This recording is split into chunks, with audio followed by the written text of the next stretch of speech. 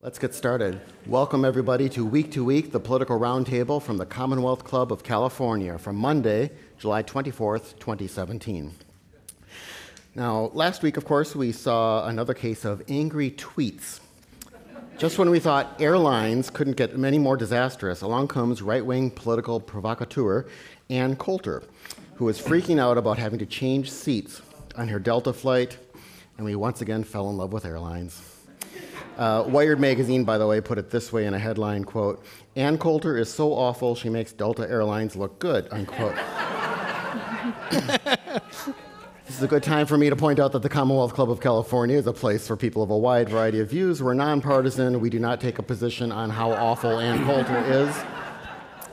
I'm John Zipper. I'm your host for Week to Week and the Commonwealth Club's Vice President of Media Editorial. On today's program, we are going to discuss the healthcare legislation in Washington, the latest with President Trump, of course, the latest doings of California Republicans and Democrats and their state and local races here, some celebrities who are running for office, and other political news. We'll, of course, end the evening with our live news quiz. Now, let's meet our panelists for today. I'm going to start on the far end of the stage there with Joe Garofoli. He's the senior political writer for the San Francisco Chronicle. He's on Twitter at Joe Garofoli. So welcome, Joe. Next to him is Molly Riley, the deputy politics editor for HuffPost, and she's on Twitter at Molly Riley. And next to me is Randy Shandobil. He's the host of This Golden State podcast. He's a communications consultant with Shandobil Communications. How'd you get that job? I knew somebody. Yeah. And of course, he's the former political editor from KTVU here in the city. He's on Twitter at rshandobil. So welcome. Now, there are question cards spread throughout the room. I think most of you know how this happens, so just write out some questions. They'll be collected, brought up to me, and I will ask as many as I can during our hour together. Now, let's move on to our roundtable, and we're going to give a reprieve to everyone who is tired of us always starting out with Donald Trump. We'll get there, but not the first item. First, we're going to talk about the healthcare effort to pass some legislation in Congress. As you know, the House of Representatives passed a bill. It then went to the Senate, where it has been derided, unvoted, disliked, unknown. So let's start there, and I'll maybe start at the far end there with Joe. The Senate Republicans have been unable to pass anything or even bring up for a vote their bill. What's the situation now? So tomorrow there will be a vote, except they don't quite know what bill they're going to vote on. It's are they going to vote on the bill that the House passed, or are they going to vote on the bill that like a much more onerous one, or they're going to vote on something that's sort of an empty bill, and they're going to sort of build the airplane while they're in midair. So you're going to see live the healthcare bill, which has had no public hearings on it, sort of cobbled together on the Senate floor in front of our very eyes, which is a frightening way to craft public policy. So that's what we're going to have. We don't know if it has enough votes to make it or not. But as we were just talking backstage, we learned that John McCain will be there tomorrow. And then, breaking news. And but we don't know which way he's going to vote. So there's a lot of unknowns, as our former defense secretary said, unknown unknowns, I guess, or known unknowns, I guess these would be. So it's going to be very exciting and terrifying at the same time, because we are going to be watching a sort of a Frankenstein bill of sorts being put together. Yeah, I think it's even so basic that they don't know, they haven't decided if they're voting on repeal and replace, right, or just repeal. Right. It's, after 7 years, they've come this far. And you said we weren't going to start with Donald Trump, but the president's been all over this all day today, trying to bully some Republicans into voting his way. You saw the Boy Scouts. Yeah. You should talk about that. He had a speech scheduled to Boy Scouts. 10 and 12-year-old boys. Take it away. Turned into a political rally for Trump. He brought out several members of his cabinet who were former Boy Scouts, including Tom Price, the Health and Human Services Secretary. And he turned around and said, "Tom, if we don't pass this bill, you're fired." In front of, 12-year-old kids. And then it was in West Virginia, so he was railing on Shelley Moore Capito to vote for it because she's been kind of iffy based on the Medicaid cuts.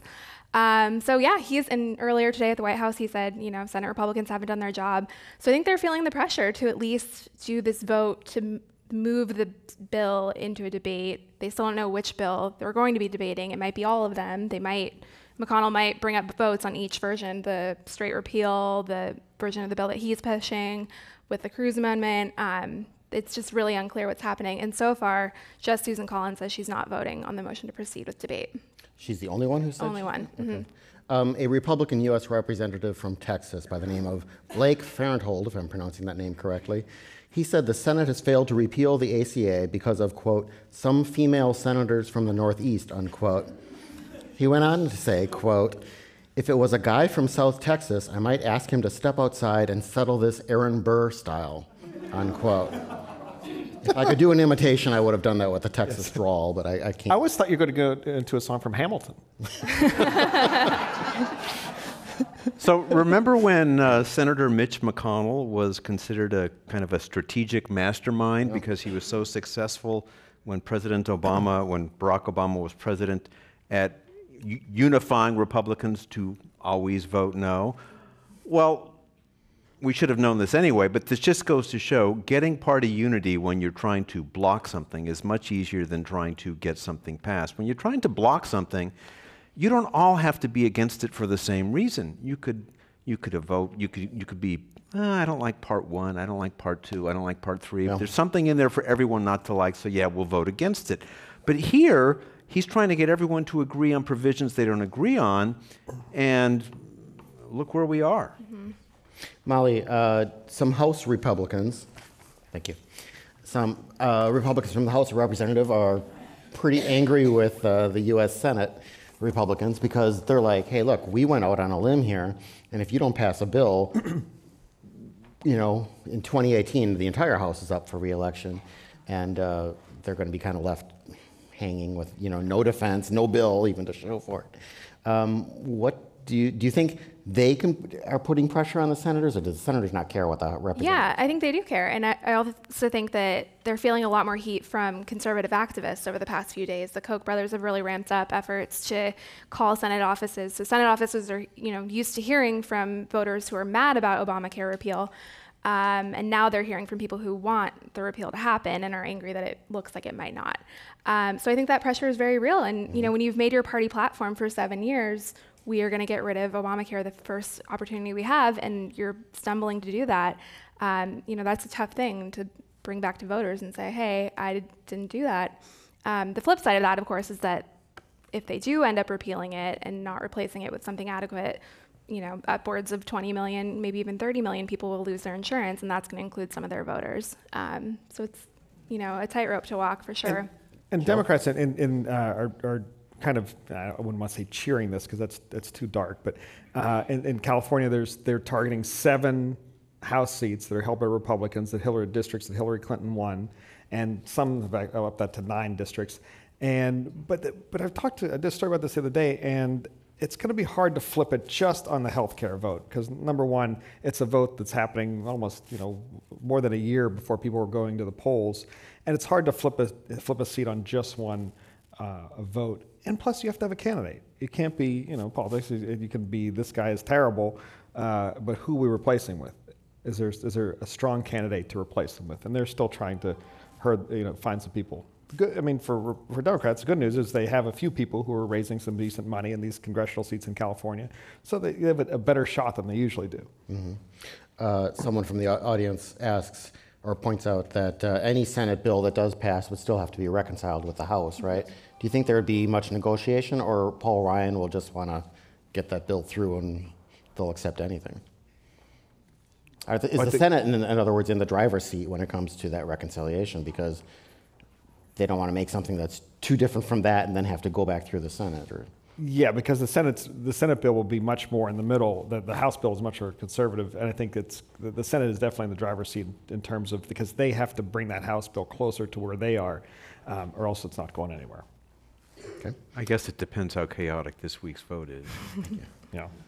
Well, I mean, They have a vote. that I does. mean, the House may not want to have anything to do with it. I mean, this could, again, as Joe said, it's like trying to build a plane in the middle of the air or trying to build a submarine in the middle of the ocean. It's precarious work. You've mentioned John McCain coming back. Someone asks, because this came up in discussions of John McCain's recent diagnosis with brain cancer, why can't every American have the same health plan that every member of Congress has, unquote. You were saying in the green room that originally we didn't think he would get back in time for Tuesday because his doctor said he could not fly, and so they were going to, what were they going to do? Rent a luxury RV to drive him, I think it's about a 34-hour drive from Arizona to DC. So that's how much they wanted his vote, which isn't guaranteed. I think he said that he will vote on the motion to proceed, but whether he'd vote for one of these repeal bills is another question. It's a bit safer to say, well, I just voted to move the bill for consideration rather than I voted to, pass a bill that has a lot of my constituents angry.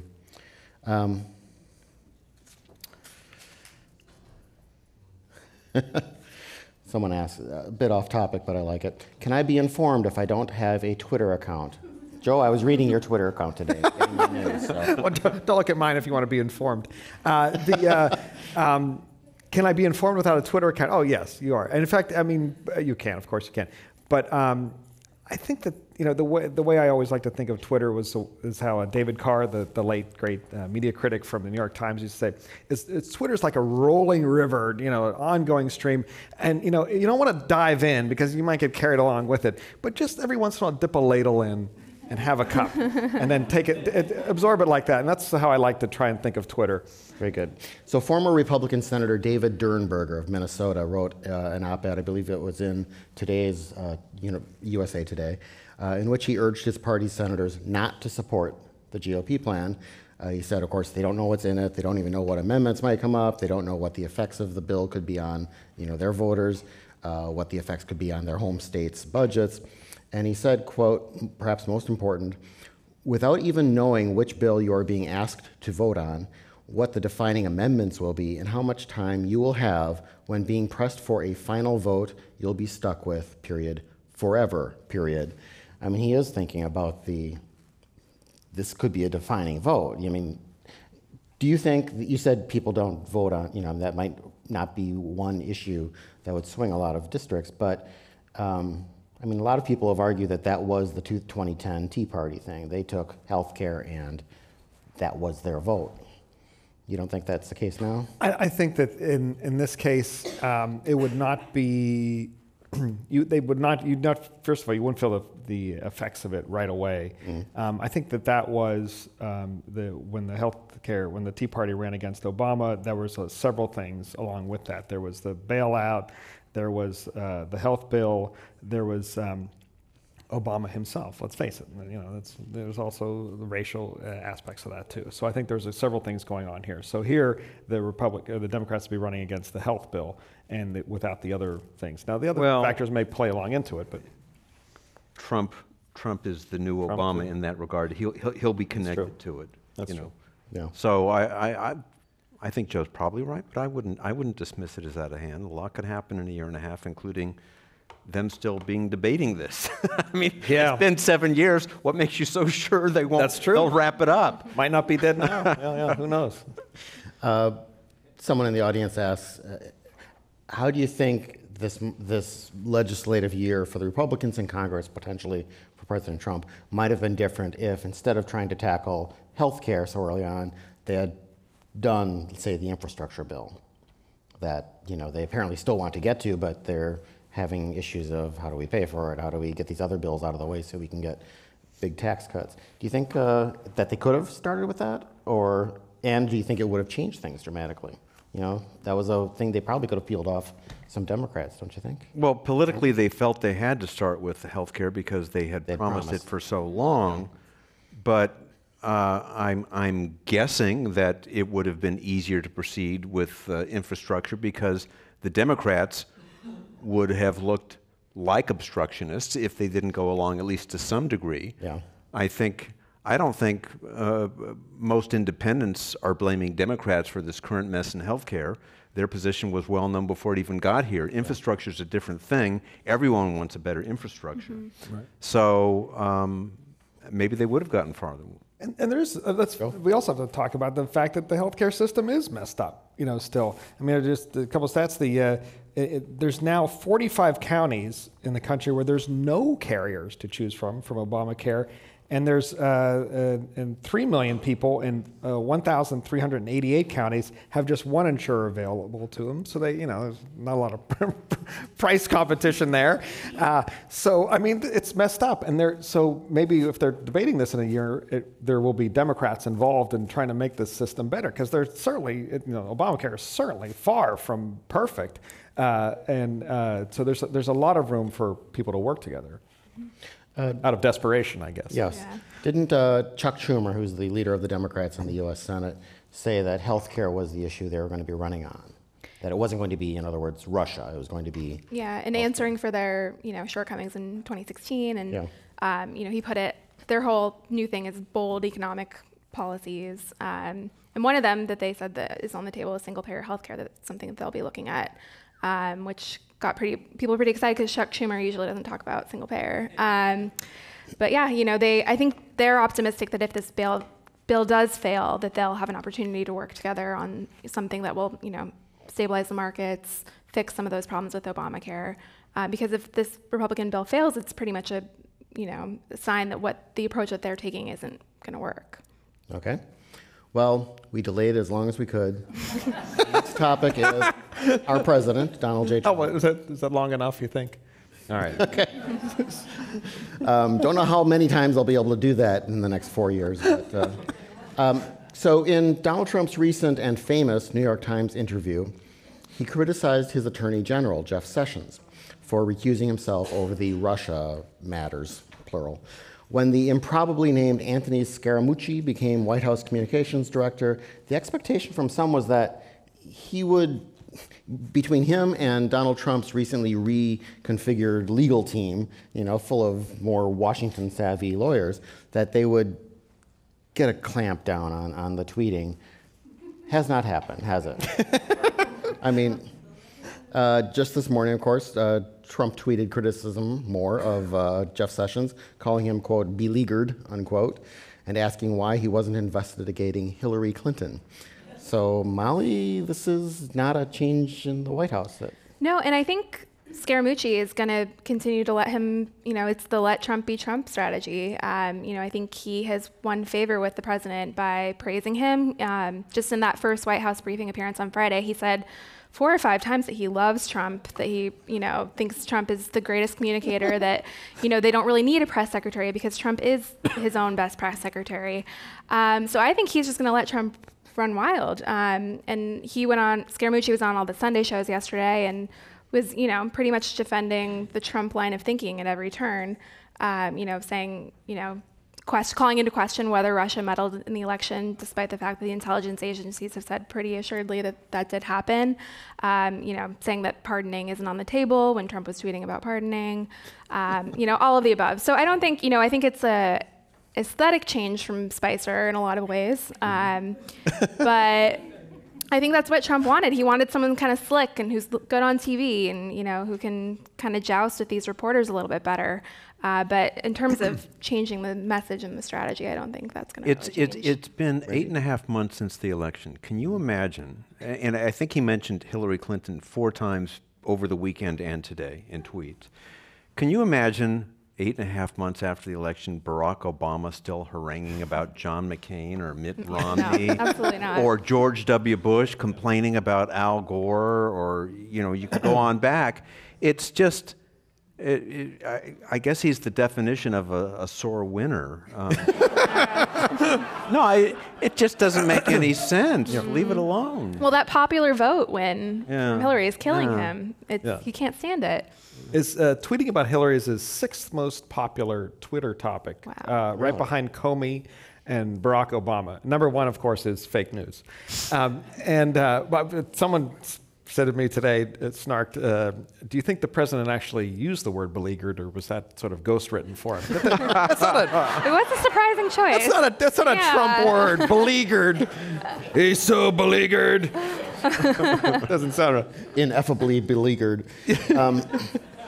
So after Donald Trump criticized him a few days ago, Jeff Sessions apparently felt the need to say to the press, I'm not going to resign. I'm here until, whenever. Someone from the audience just asked straight out, why doesn't Jeff Sessions resign? I mean, this cannot be a fun job for him. I guess I would ask, why should he resign? He kind of loses either way, and I guess he shows his independence and strength by staying on.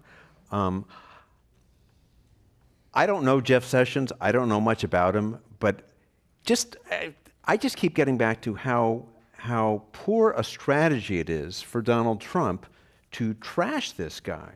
He was his first one of his two first mainstream supporters. I think the first was Chris Christie, and then days later it was Jeff Sessions. He was the first senator to support him. He's been with him all this time, and he's his only ally in the Justice Department. He's already complained about everyone else in the Justice Department. And if anything, Jeff Sessions actually did him a favor by recusing himself, because if he didn't recuse himself, there would have been more questions about conflict of interest, and this would still be going on. Even Rudy Giuliani today was stopped in an airport because they had heard rumors that Trump was going to put him in Sessions' place, and Giuliani said, no, Sessions did the right thing. Of course he should have recused himself. It's the right thing to do. And again, he already has trouble with his Republicans in the Senate, and from what I hear, Sessions is still relatively popular amongst his GOP colleagues. Republicans, Yeah, less so among Kamala Harris, but... Yeah. So I just don't get it. It just seems self-destructive to me on the president's part. I want to stick with Randy. Randy, you're a master of political communication, okay? Allegedly. Well, come on, man, plug. This is got the Shandable Communications. How would you rate Scaramucci's job performance so far, and what should he be doing over the next few weeks or months? I mean, well, in terms of style, I would give him high marks because he's doing what the president wants, and he's trying to please basically an audience of one. In terms of what he's actually saying, he's already contradicted himself a few times, but that's kind of natural because the president's contradicting himself. But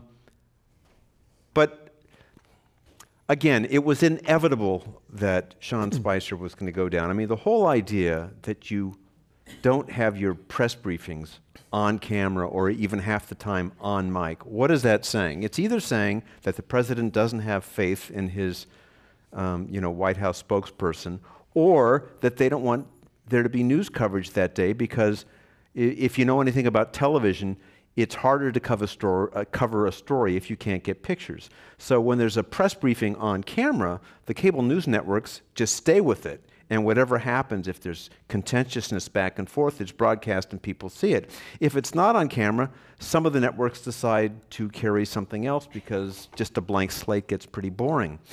So today, Scaramucci said they're going to be back on camera. I think he's doing what Trump wants him to do. So in that regard, in terms of pleasing his boss, I would say he's doing a good job. In terms of how he's connecting with the average viewer, I don't know. And I think I heard one of the New York Times reporters who covers him every day said the reason he took him off camera was that audience of one was not pleased. He didn't, because the Spicer would go out there and say something, then Trump would chew his head off for, botching it. And so that's one reason why he took it off, so he couldn't see him on TV, which is really brutal. Bad. I mean, that's just bad for the Republic. That's one thing, and I don't. I think this is something that I think it's fun for us to talk about, but I don't know how much everyday people care about it. The good news for Scaramucci is that day one he comes in with a nickname, and that always helps. The Mooch. I did tweet out. I asked, as Bay Area residents here, we would get this. I tweeted at Steve Mariucci, whose nickname was Mooch, former 49ers head coach, NFL Network guy, and he said, "There's only one Mooch," he tweeted back. Let's let America vote on it. Who's the real mooch? And Paul Begala, the former Clinton advisor, I heard him say, you know, we're getting all caught up in the Sean Spicer Scaramucci thing. It's like, stop paying attention to the monkeys. Pay attention to the organ grinder. And Trump is the grinder. That's good. And, you know, Scaramucci, Sean Spicer, and Sarah Huckabee Sanders? Yep. Yes. Yeah. Is they're the quote-unquote monkeys. Yeah. It was pretty fun on Friday when everyone was digging up Scaramucci's old tweets.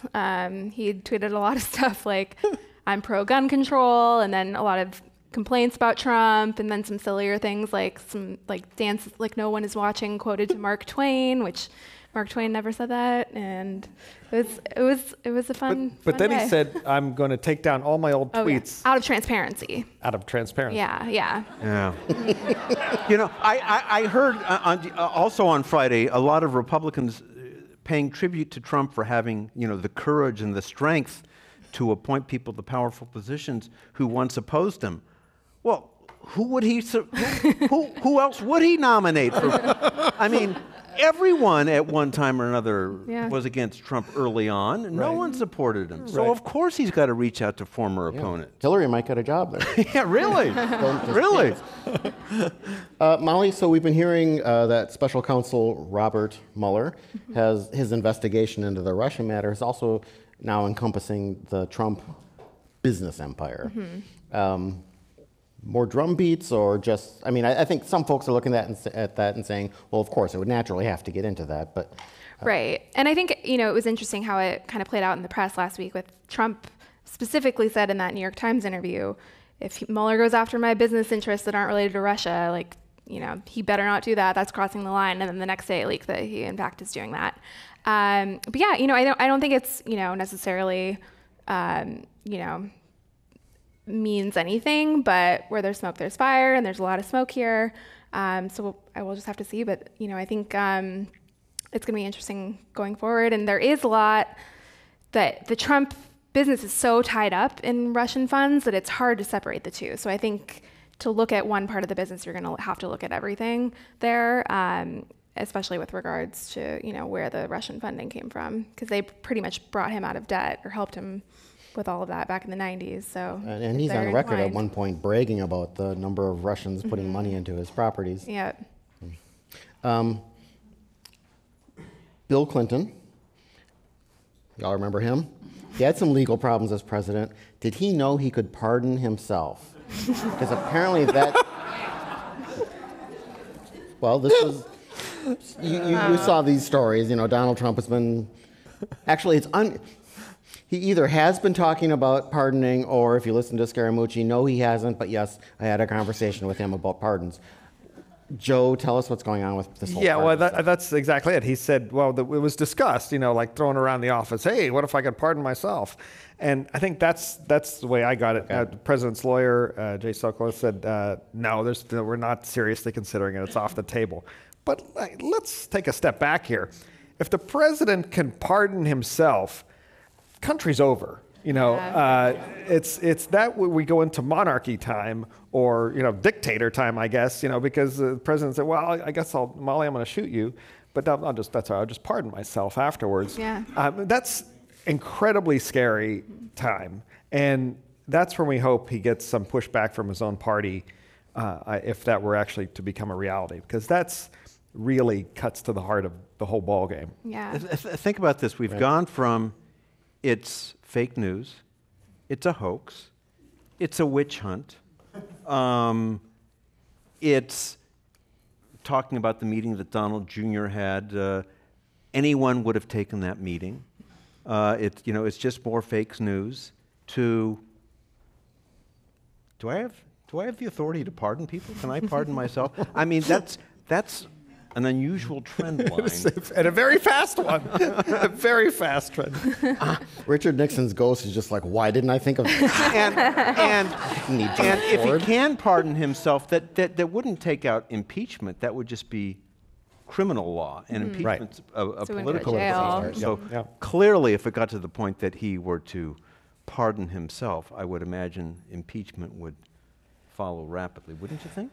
I'd hope so. Yeah. I mean, if it doesn't, then Yeah. we're all going to Vancouver. Yeah. You know, it's And from what I've read too, the legal experts are still kind of torn on if that actually would be constitutional for him to pardon himself, because it isn't specific the way it's written. But the political ramifications, of course, are just would be so immediate. It's hard to imagine a situation where anyone would do it. Speaking of Bill Clinton and his legal problems when he was president, a lot's been made, and I'm actually going to say something in defense of President Trump, believe it or not. This is great because I've had trouble finding panelists Well, who will. So it's going to be very brief. that's fine. Even Hillary thought of some things to say. No, but he's been getting a lot of flack because apparently his team has been looking into alleged conflicts of interest on the Robert Mueller staff. Well, that's exactly what the Bill Clinton White House did during Monica Lewinsky. Yeah. They had their rapid response team, the so-called masters of disaster, that were full-time trying to flip the argument to not be about Bill Clinton, but to be about that vast right-wing conspiracy led by Kenneth Starr. And it was successful. So for the Trump White House to be doing the same, I'm not really defending him. All I'm saying is it's not necessarily evil. It's been done before. So the positive thing he says about Donald Trump is he's not necessarily evil. Yeah, well, let me qualify that. Okay. Someone from the audience asks, don't you have to be convicted of a crime to be pardoned? Or can you pardon for someone, for example, for... From what I understand, you can pardon people in advance. yeah, because Nixon was pardoned. Blanket pardon. Yeah. Oh, that's right. He wasn't convicted. He wasn't, was pardoned. Yeah, because otherwise a president could come in and just on day one say, I pardon everyone who works for me for anything they might do, might have done, might be thinking of doing. Someone else in the audience says, quote, the ship of state is the only vessel that leaks from the top, unquote. So, Wow. Well, that's deep. So this was a little news item that I didn't think got much attention, and it really interested me. What should we think about the news that President Trump's lawyer asked the Office of Government Ethics if the president could submit his financial disclosure forms without signing them, unquote? Sounds like a dude looking for a loophole, you know. Yeah. I mean, that's... Not necessarily evil. Okay. Talking about what could happen if he were to get into the whole self-pardoning business, someone asks, in a constitutional crisis, is the court, I assume the Supreme Court, strong enough to defend democracy against authoritarian populism? Wow. I hope so. I don't know the answer to that though. I don't know if you've been following the news from Poland lately. Authoritarian populism can get pretty far. Okay, so actually going back to our previous topic, someone says, could you please stop calling the Affordable Care Act Obamacare? It is a pejorative designed by the Republicans. Obama embraced it. He embraced it. Yeah, he said it's okay to say it. Absolutely. Initially, that was the case, that it was a pejorative, but Democrats and the president himself eventually adopted it and used it themselves. It's just like Yankees. Okay, well, let's move on to state politics. State Republicans have been trying to use the increase in gas taxes, which is being used to fund major infrastructure projects. They're trying to use that to go after, of course, state Democrats who voted for it, as well as a few Republicans who voted for it. Meanwhile, state Democrats are putting a lot of trust in health care and perhaps anti-Trumpism to try to flip some seats and perhaps even gain a bigger advantage in Sacramento. Start with you, Joe. Let's start with the Republicans. How are they doing in this state? They're actually kind of going through some internal turmoil. Yes, well, Republicans in the state, as we know, are they're a very borderline party at this point. They have maybe 24% of the state is registered Republican. Republicans have no statewide constitutional officers. They're in the super minority in the state legislature. And they may not even, I shouldn't say that. They're running candidates who are not well known for governor at this point next year. So they're not in a good way. So with this with the well, with the gas tax, they feel that they have an opening because that would raise the amount of gas taxes 85 cents by 2031, and it's 58% of registered voters surveyed don't like it. Like, who the hell likes taxes? It's it's an obvious one. But yeah, it would go to fixing roads and such. And then between that and then we had 8 Republicans vote to support Governor Brown on extending his climate change legislation another several years.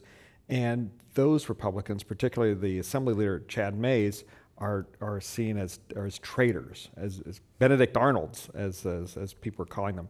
And shortly after it came out that Mayes and others voted for him, there was a blog post saying that Mayes had an affair with a former, I guess the number 2 person in the Assembly, Kristen Olson, who's now an official in Stanislaus County. And they're both getting divorces, and basically they're not talking about it publicly. He wants to know if state money was used to facilitate this affair. So basically, it's a really very clever way to roll a grenade into that tent, political grenade, and so Mayes is really facing a lot of pushback from Republicans, and a lot of people calling for him to step down from the leadership, including Harmeet Dillon, who is a San Francisco attorney, head of the Commonwealth Club many times, and she is on the national committee of the Republican Party. So, and she's a big voice in the state party, former number 2 in the state party. So that they are turning against each other, and that's really difficult when you're in the super minority, when you're turning against each other. So it's a bad way. And the hypocrisy of it all is striking. I mean, how long have we heard people complain? Republicans complain about it, Democrats complain about it, voters complain about it, how bitterly partisan politics,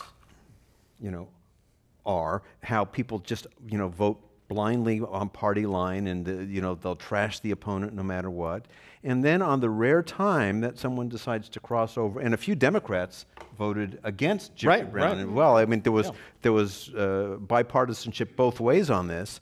As soon as someone crosses and he's a party leader, well then you go out and you bring out the knives and try to primary him or embarrass him or bring out trash about an affair he allegedly have. It just, you can't have it both ways. You can't complain about blind partisanship and then when someone decides to cross over, trash them for it. Mm-hmm. And I think when someone's well known at, like, for example, Feinstein crosses party lines and on occasion votes Republican, John McCain on occasion votes Democrat, and Susan Collins and so forth. I think when you're that well known in your state, you kind of get away with it. They know you. They've known you for a long time. They know that you're doing that because they assume that's what you believe. They don't necessarily agree with you all the time, but they follow you. But when you're at the level of assembly person or state senator, most people don't know those people very well, and they're more susceptible to this kind of stuff. If a lot of people vote state assembly on mailers, the junk mailers they get in the mail, because they don't know anything about it. Right. Yeah. And I wouldn't be surprised if Chad Mayes is really hammered on mailers and other. And they don't, and because of term limits, you don't get to know somebody. There's no more Willie Browns who've been in office for 10 million years. So this guy doesn't build up that level of trust because he hasn't been there that long. And he's actually been a Republican. I recall about him a couple months ago, who's really spoken out about poverty issues in a way that other Republicans haven't. And I talked to people in the state who are leading on poverty issues. They say, no, it's legit. It's not just doing it for a show. He really cares about these issues. So it's not just this issue he's come across the aisle on. And the message that sends is like, well, as you say, Randy, it's like, why should I do this? I'm going to get pounded on it. People are going to roll it out, the Oppo research on me. Mm-hmm. Someone just asked something that we actually did talk about a couple programs ago on Week to Week, but they're saying, why haven't you mentioned the Democrats' dirty trick to change the Constitution to stop a recall of a Democrat? Republicans were very angry with some recall change that the Democrats made in the state to make it more difficult. And the Republicans were specifically trying to recall him on the gas tax. I think it's a Southern. It's Josh Newman, yes. Yeah, yeah. Is that just the breaks? he Boy, got on the I don't supermajority? recall the details of it, but when I heard about it, I thought it was pretty suspect myself. I don't know what the Yeah, that's maneuver was. exactly. I That's what they forget did. the They made actual it. They've maneuver. lowered the threshold where it'd be easier to recall him or harder to recall him. But that's that's the power of the supermajority. It's an absolute flexing of political muscle to protect one of their own. And Republicans have a legitimate beef on that. And here's another way to protect that state senator, Josh Newman. We were talking about the poll numbers on the gas tax. I think it's actually more negative than you said. The last UC Berkeley poll had it, I think, at 35% favorable, 60-something% negative. Wow. And it's so bad that even in the Bay Area, it's like even 50-50. And the places, well, first of all, it could get worse because the tax hasn't even started yet, and so when people start paying more, the poll numbers could get worse. On the other hand, what could change it for the better is when the highways actually started getting fixed. Maybe people say, okay, I'm seeing that they're actually doing it, my tax dollars aren't being wasted. So Democrats are spending money they don't have yet to try to get the infrastructure work going ahead of time. And they don't say this, but I'm assuming the poll numbers have something to do with it. And I looked at where it's polling the worst, and it's in the Central Valley and the Inland Empire, the area east of Los Angeles. And a high percentage of the initial infrastructure projects are coincidentally happening in the Central Valley and the Inland Empire. So Democrats, they're in control and they're trying to protect their guy. Sticking on the environmental line, Joe, you were at our Al Gore program earlier today. And I heard this from a number of folks that they were kind of surprised he withheld his fire, if you will, on Donald Trump. He didn't really just go after him. My question was kind of, do you think he's trying to keep not a back channel, because he's done it openly, but keep a channel open with the Trump administration on environmental issues? And not burn whatever bridges might exist there between him. And I was actually surprised by that. I thought it was going to come in and just rip him for pulling out of the Paris Peace Accord, Paris climate change accords, but he said he's been trying to. He's talked to him a couple times. Once when he went to Trump Tower, he talked to the president-elect, he talked to Ivanka, and he said, well, it's seemed fairly positive. Then he went and talked to him in the White House. And he's like, yeah, I can.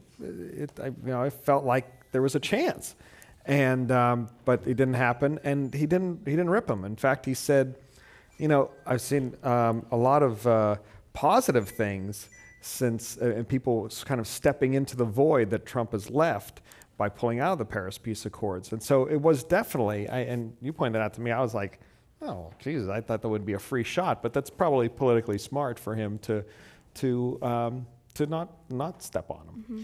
He was, in fact, asked a question to kind of take out political considerations, answer blah, blah, blah on something. And he said, well, it's really hard not to, because as a politician, you actually are trying to think, okay, what are all the ways this will be interpreted?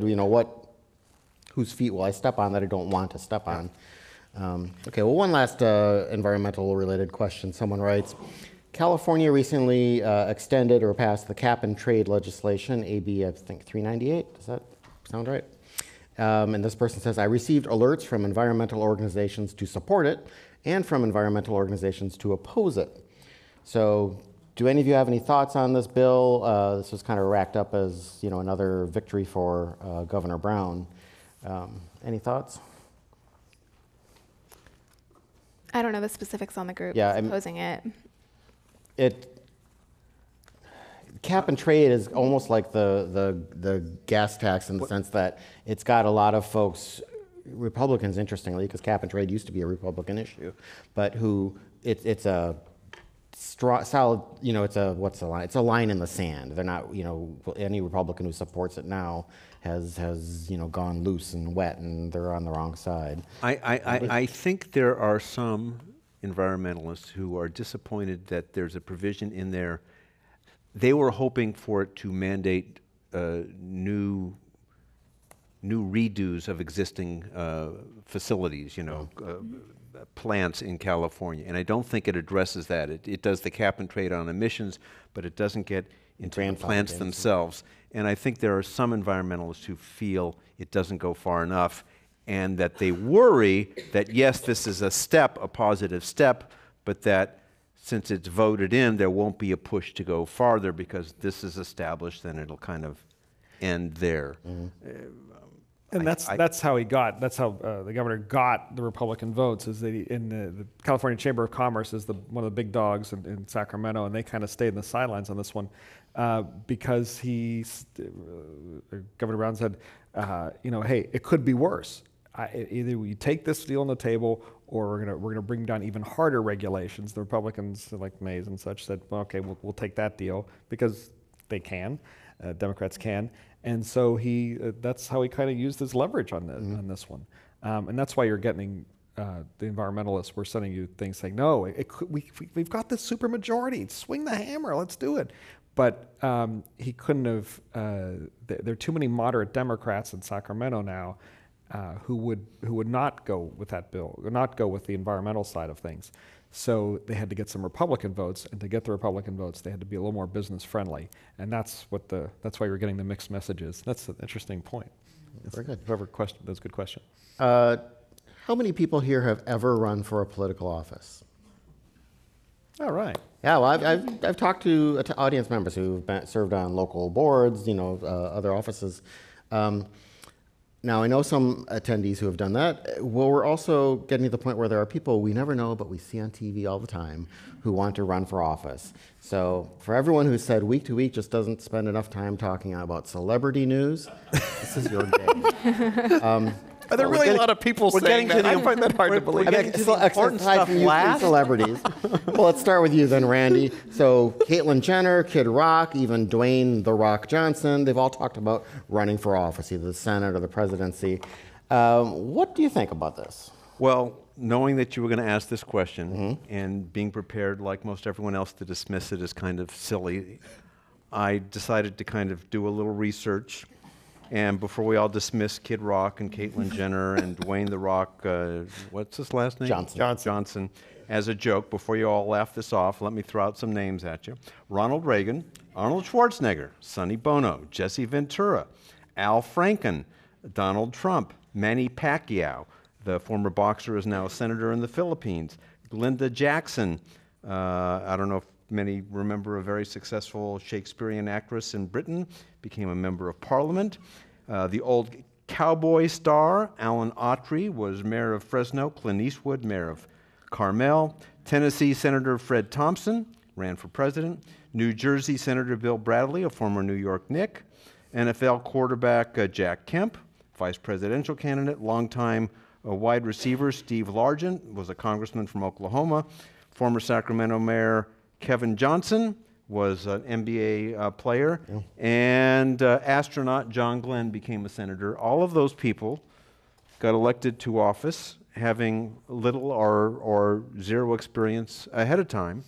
So it sounds silly. It sounds like, why even bring it up?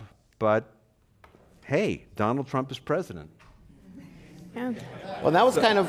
Go ahead, Joe. I mean, that was kind of my. I was the dubious person in this list, and that's probably like, I just don't want these people to run for office because we've seen what someone who is going into a job as a total rookie does. And there's, in fact, one of the guys who was running for governor the other day, a Republican guy, John Cox. We had him in for a podcast, and I was like, why run for governor? Why don't you just run for assembly? Why? No, I've been a CEO. I built a $200 million business. I want to run for the top job. I want to get stuff done. But why? Why not? Why not? Because I don't have the time to waste and, to work my way up the ladder. Why not? Steve Poizner was he's not a celebrity, but he was a multimillionaire, a wealthy guy. And he ran for, state assembly, didn't win, but then he went to insurance commissioner. So I have trouble with people who jump into the top thing, like Caitlyn Jenner. She's going to run for Senate, or she talks about running for Senate. she really hasn't expressed an opinion on anything, and so and I just see as a shameless, crass ploy to run for something to just generate more publicity for yourself and whatever other side businesses you have. But that list is amazing, though. I'm guessing, being here in the Bay Area, that a lot of people think Al Franken's doing a good job. Yes, no, I agree. So- with you. And I was so- dubious about him too. And I was dubious about Trump, and I was like, 1,000% wrong on that. But so I'm really torn on this because I'm dubious, but I laughed at Trump. I sat on this very stage like a year and a half ago, and I said, well, he's going to drop out as soon as he has to release his taxes. We're still waiting on that. So, it's wrong, Yeah. 1,000% wrong on that, Yeah. but I don't know. But I think that is the attitude right now that, if Trump can get elected, who can't? And so that's why, The Rock seems like a reasonable opponent to Trump in 2020. But at the same time, I think, what's happening with Trump right now, we're kind of seeing what actually happens when you have a celebrity as your president. And I think a lot of people are not super thrilled with how it's going. We're seeing what happens when you have a president who doesn't understand Senate procedure, who doesn't understand legislation, who doesn't know how to get a bill through Congress. And I think people, that may be the reaction in a couple years, is that we do want someone who has that sort of insider experience. I do think that the idea of like people on the fringes of politics, not the like entrenched Hillary Clinton style politician, that seems to me like that could be something that is still rejected in the future. But rather than celebrities, maybe it'd be like, new senators like Kamala Harris or someone like Elizabeth Warren, who didn't come from a political background but was a professor for a long time. That seems to me sort of celebrity in a different way, if that makes any sense. Some have said, Carla Marinucci's made this argument here, that she's hearing, people say, only Oprah could unite the Democrats again and get in there. I think if the minute people started saying mean stuff about her, which they've never really done before publicly, she would, I don't think she would react well to that. everyone loves Oprah. What happens when people, you say, you jump out there and you jump in the ring and then people start saying, you're terrible. Well, then I think that, I would wonder how she would react to that. And what does she have to gain from running? What does she have to gain? Yeah. She's Oprah. She's like more powerful Beloved. than anyone. Yeah. Yeah. Okay, very good. Let's get a few more questions here from the audience before we move on to our news quiz. Someone asks, could you explain why the media did not look into Trump's finances before the election?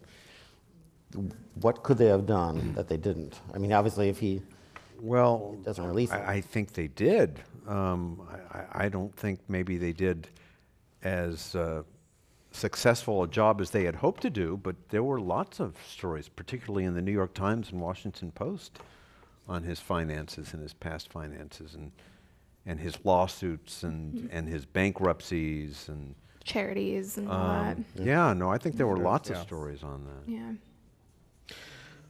Who do you think will be the next member of the Trump administration to quit or be pushed out?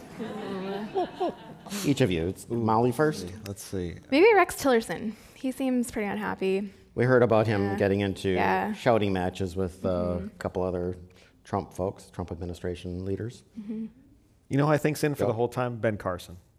I think he's in for the whole time, and I don't think Trump fires him. Yeah. Well, I think the easy answer is Jeff Sessions, because that's got to come to a head one way or the other. Stop me if I mention this, but the president was asked about Jeff Sessions at a healthcare event today. What are you going to do about Jeff Sessions? Should he be fired? And he kind of sarcastically rolled his eyes. It was, at best, a mean look.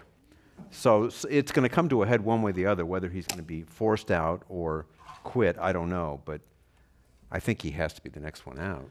I was reading something about Steve Bannon, I think in New York Magazine, and they were saying when he was, on the outs, when Donald Trump was, referring to him as just someone who works for me, he realized, what, my day will come back, and it soon did when Jared Kushner, one of his many things he forgot to mention in his tax forms or something, is it possible Jeff Sessions can think the same way and say, what?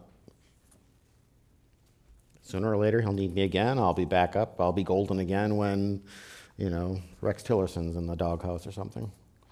Yeah, it's just like, if you have a boss who yells at you a lot, if you have anyone ever have a boss who yells a lot, the boss will yell at you one day and then you're like, oh, and then they look at the next guy down the road and they start yelling, the boss starts yelling at him. So I think that's got to be the mental outlook you have, even though it is like the President of the United States.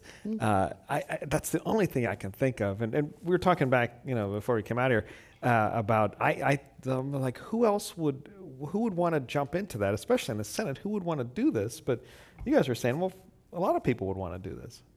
Well, again, we were asking the question about Scaramucci. He's, wealthy. He doesn't need it. He's supported Democrats in the past. Why would he do this? So he could walk into a restaurant and be recognized. I mean, people are hungry for power. People like that. People like being recognized. People like being talked about. And if it doesn't work out, he's still okay. I don't know. Why would someone? I don't think Scaramucci is a true Trump believer. I think he's a true poser, like Trump himself. Yeah. Very good on that note. Did you see this story? Why did Donald Trump call Adam Schiff a sleazebag, unquote? On Twitter, yes, he did. Yeah. What was he taking him to task for? Because he goes, Schiff spending all his time being on TV trying to poke at Trump. But when Schiff does it, I mean, he's very methodical. He's a former federal prosecutor, and still, I think, has given one of the best explanations of how you go from point A to Z on the Russia investigation. He's been kind of very methodical in the ways he's done it. But of course, he's a partisan and he says stuff, but it's rooted in fact for the most part, or at least provable fact. Yeah, when he was on the Bill Maher show a month or two ago, and Bill Maher was trying to get him to kind of be more incendiary in his comments, and it was just clear Adam Schiff is not that person. No. He was not going to, give you some really quotable thing. Yeah. Well, from the Republican perspective, Schiff would be one of the first to jump in the U.S. Senate race if Dianne Feinstein decides not to. I think so. So all the airtime, I suppose someone could accuse him of selfish motives. Okay. This is the first week-to-week in probably 5 months that no one has sent forward a question card saying, is Dianne Feinstein running for re-election? So I'm going to ask it anyway. We were talking about it in the back. You think so? I have no reason to believe otherwise. I haven't heard anything to suggest that she won't, so I assume she will, but I don't have any inside information that she will. I think she feels secure enough in herself that she wouldn't mind miffing people if she decided to pull out late. In other words, there are a lot of people, I know, for example, Gavin Newsom has expressed to me in person, why doesn't she decide already? It's not fair to people who might run. Of course, he's hoping that she would step down so that some of his competitors running for governor would decide to switch races.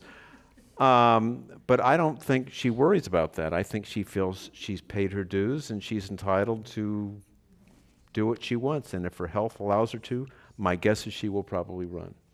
Molly, do you agree? It seems like that. I mean, there are a ton of people waiting in the wings for her to get out of the race. There's this long roster of California Democrats who are rising stars, but nowhere really to rise to until she moves or someone else does. But yeah, it doesn't seem, I kind of think she would have said by now if she was sure she was out. So seems like she's in. Yeah, and all I've heard is she remains extremely engaged, and she is very well experienced in her work in the Judiciary Committee and such. So she is an asset at that level. But don't be surprised if she does run that she would step down a couple years into her term, if for health reasons or her family health reasons, what you don't know. And then she gets to, play, was that not Kingmaker, Queenmaker maybe, who knows? And choose her successor, because if she does that, then she could say, bing. Eric Garcetti, mayor of Los Angeles. You are the next U.S. senator from California, or whomever it is. Well, we'll ask our panel the next time, too. On Monday, August 7th, right here in San Francisco, and you can, of course, find our week-to-week news quiz every week on our website. Thanks to our great panel today, Randy Shandabil, Molly Riley, and Joe Garofoli. Thanks to all of you for coming out today and everyone watching and listening online. Have a great week.